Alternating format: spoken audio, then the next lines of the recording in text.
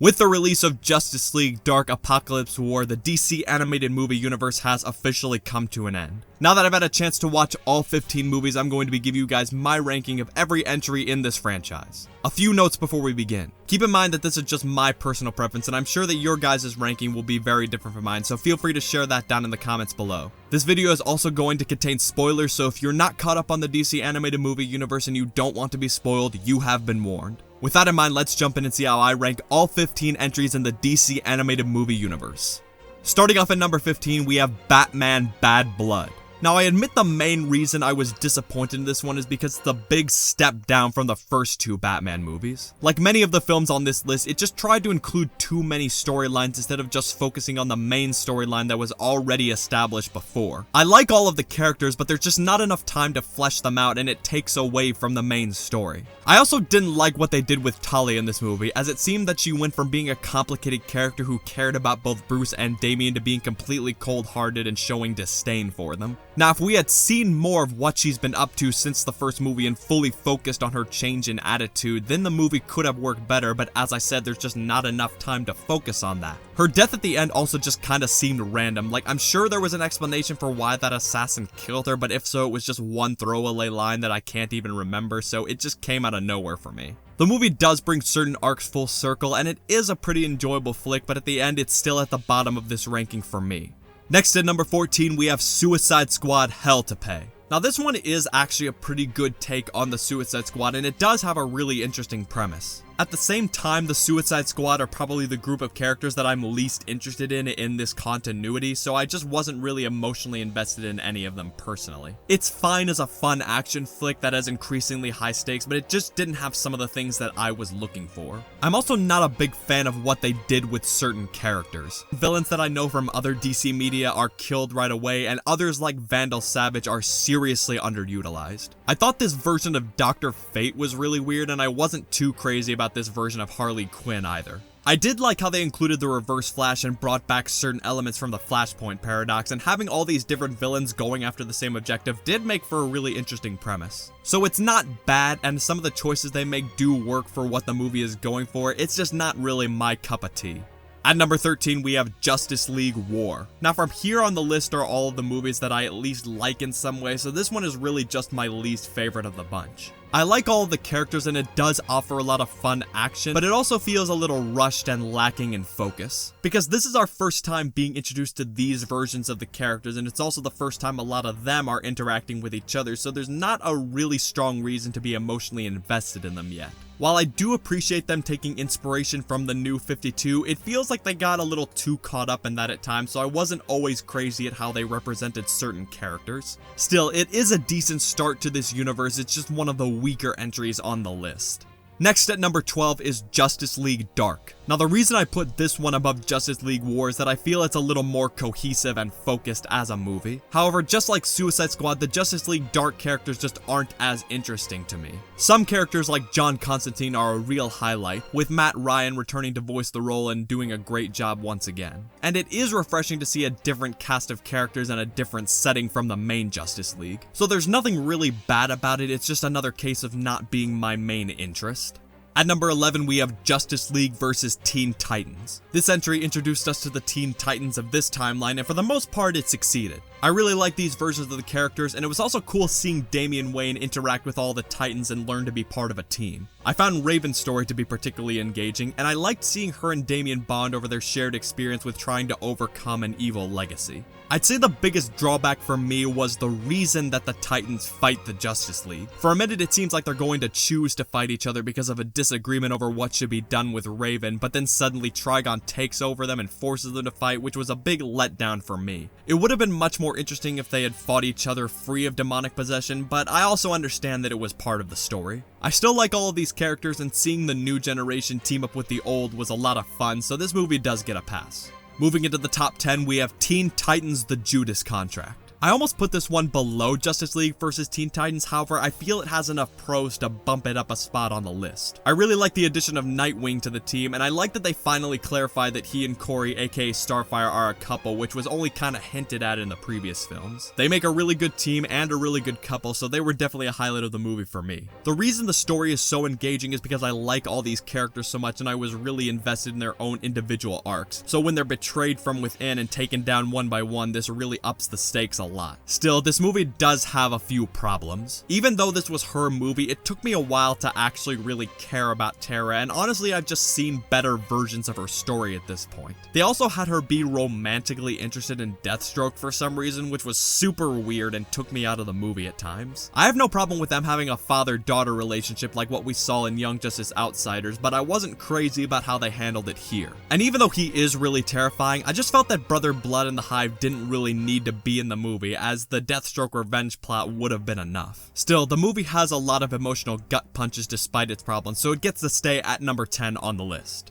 At number 9, we have Justice League: The Flashpoint Paradox. This movie was technically the start of the DC animated movie universe, and wow, what a start it was. This movie presents a really engaging alternate timeline, has fantastic action, and the stakes keep building and building as it goes. The biggest appeal of the movie is getting to see what it would be like if the Justice League had turned out differently, if their stories had been altered in certain ways, especially Thomas Wayne becoming Batman instead of Bruce. I was also really invested in Barry Allen's story, and it was really heartbreaking at the end seeing him have to choose between saving his mother and saving the entire universe. That said, when I try to remember why I really loved this movie when I watched it, I draw a blank for some reason. Maybe it's because the inclusion of various characters and arcs means you can't fully focus on the Flash, so there's just not as much to latch onto emotionally upon reflection. It's also the most separate from the other movies in terms of tone and style, so naturally it's going to be ranked lower on the list when comparing it to those films. Either way, The Flashpoint Paradox is a very intense and engaging film that did the comic justice and got this universe off to a good start.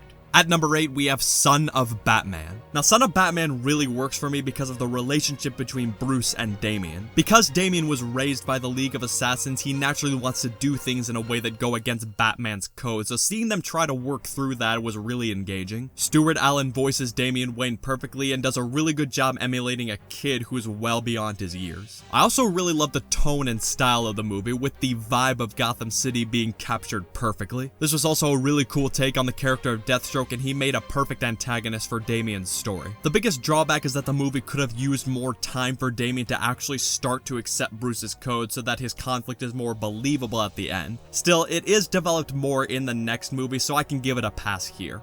At number 7 is Justice League: Throne of Atlantis. While Son of Batman was a little more cohesive as a movie, Throne of Atlantis takes this spot because it's more fun. I really liked Arthur Curry's story and seeing him become Aquaman, and Matt Lanter lends his voice to the role perfectly. I also found it interesting that the Justice League have to learn to actually be a team beyond just public recognition, and by the end I felt that they had really grown as a unit. On that note, the biggest problem is that the Justice League doesn't always mesh perfectly with Arthur's story, but they play their part, and by the end I thought everything came together nicely. So aside from an end credit tease that ended up going nowhere, this was a really fun entry that made me excited to see more of the Justice League.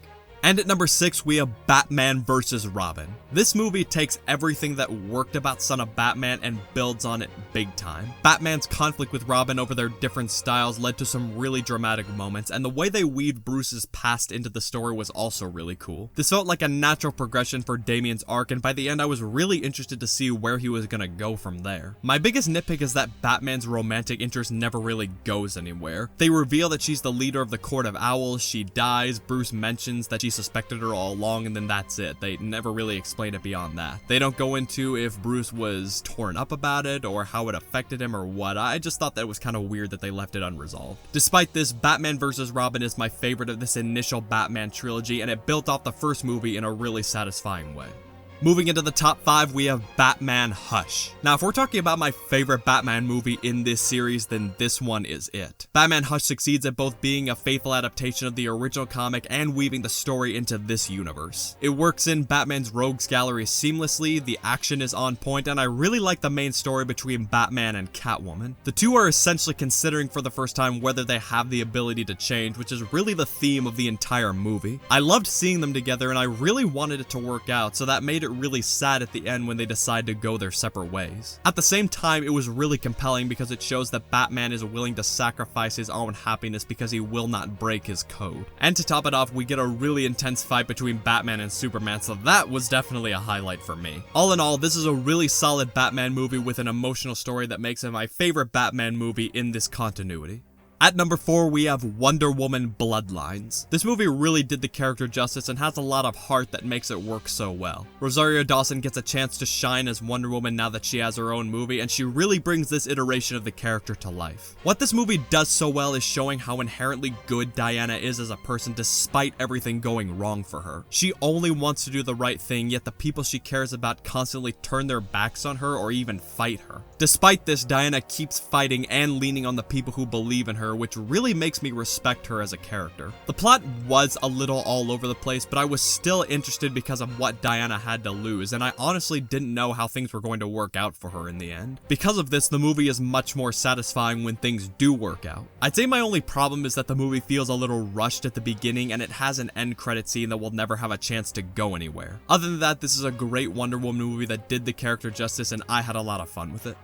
At number 3, we have Justice League Dark Apokolips War. This is the most recent and final entry in the DC animated movie universe, so naturally it had a lot to accomplish. And for the most part, I think it succeeded. The biggest thing this movie has going for it is that there are actual lasting consequences for the characters. Right at the beginning, the Justice League loses, many characters we've grown to love are killed or worse, and Darkseid actually succeeds in conquering the Earth. The movie really took advantage of its R rating and being the last entry in this franchise to raise the stakes in a way that not many DC movies have before. While I absolutely respect the movie for having the courage to do this, I think that's also what keeps it from taking the top spot for me. I personally just like happy endings, and seeing these versions of the characters go out this way is honestly a little disappointing on some level. Part of me was hoping that some of the events of this movie would be undone while still retaining this timeline, which honestly could have been a satisfying conclusion. At the same time, I actually appreciate the way the movie ended, with Barry creating another flashpoint in order to start a new timeline. It is sad saying goodbye to these versions of the characters, but it also has a glimmer of hope because now they have a second chance at life. And since this universe was based on the New 52, which only exists because of Flashpoint, this is probably an honest way to bring this universe to a close, similar to what happened with DC Rebirth. So despite my own personal preference for happy endings, I have to give this movie credit for just going forward and not holding back. It allowed for an emotional finale with incredible moments, nail-biting action, and the chance for a fresh start. While this may be the end of this timeline, it could also be the start of a new one, so I can at least take comfort in that.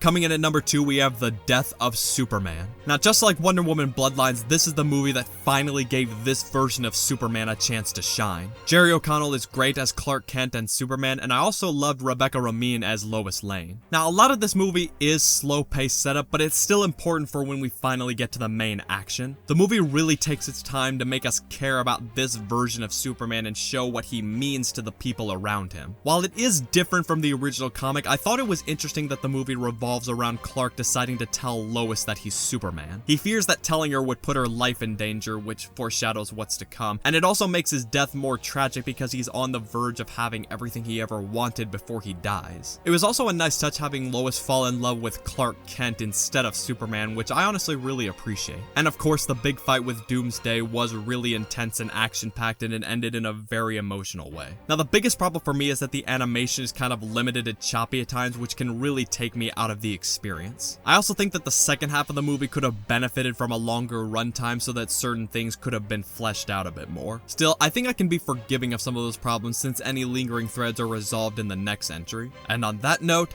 at number 1, we have Reign of the Supermen. While it's essentially the death of Superman Part 2, I honestly think that the movie stands really well on its own. I remember seeing it in the theater and absolutely loving it, so I was really happy to see that it holds up on rewatch. I really liked seeing how Lois, the Justice League, and Metropolis react to the death of Superman, and all the various Supermen that included are really cool. The movie also builds off the previous film really well by expanding on or clarifying certain elements that I didn't understand before, which helps brings everything full circle. symmetrical. It probably works so well for me because I essentially see the death of Superman and Reign of the Superman as one big movie. Funny enough, they were actually combined and re-released as the death and return of Superman, so the filmmakers seem to agree. The animation quality is also a step up from the previous film, and the action comes together really nicely by the end. For all these reasons, I can definitely say that Reign of the Superman is my favorite entry in the DC animated movie universe.